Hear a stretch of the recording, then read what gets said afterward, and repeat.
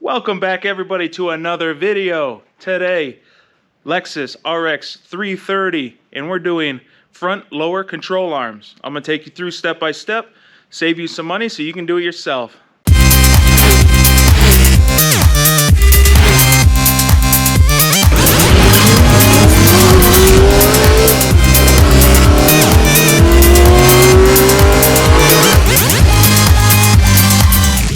Step 1, lift it up and pull the front two tires off.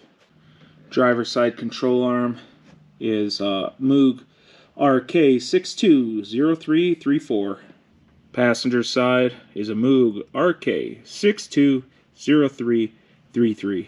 The front control arm here has one 19mm bolt that goes through here.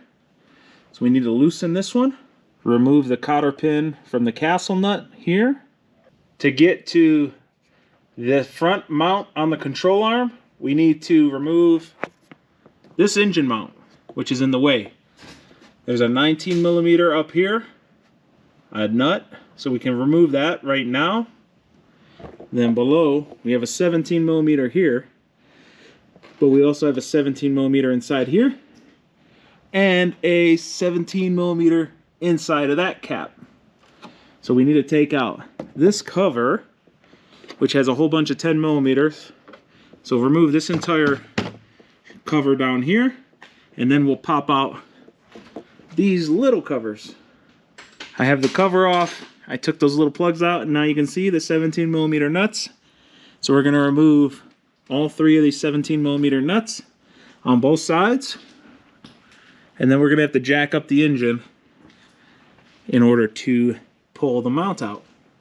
I couldn't get enough height here to pull out this mount, so I had to disconnect this front mount as well as this back mount, which just takes nuts that you remove there. So now I have hopefully enough space here to get it down about another 3/8 of an inch. I need to raise it, and then we should be all right to pull this guy out. I finally got that motor mount out. It took a lot of effort.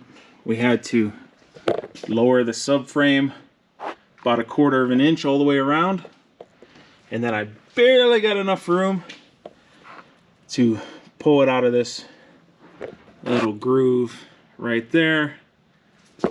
And now I can get to this bolt. Here's the two control arms. There's this little weird spacer thing over here. Make sure you transfer that over from here to there. We're going to start by putting the ball joint through and getting this castle nut started, and then we'll worry about these 2 points of connection. Jacked up the control arm to help line up these 2 bolts, and now I can't get this to line up here because if I jack it up here, there's not enough rotation, and if you try to pry here, as soon as you push a bolt with the screwdriver, it pops it out. So what I'm going to do is I'm going to pull this shock out, get the shock out of my way, then I can lift this whole thing to where this is vertically straight up and down, and then I can get that bolt in and then put the shock back. So I need to go under the hood, undo the 3 bolts. I already undid these 2 and the sway bar and stuff, so we just need to go up there, disconnect the shock, get the shock out of my damn way to get this stupid thing lined up. These engineers that built this car, they're dumb. So much dumb stuff. I should not have to pull a motor mount to do a control arm. It's dumb.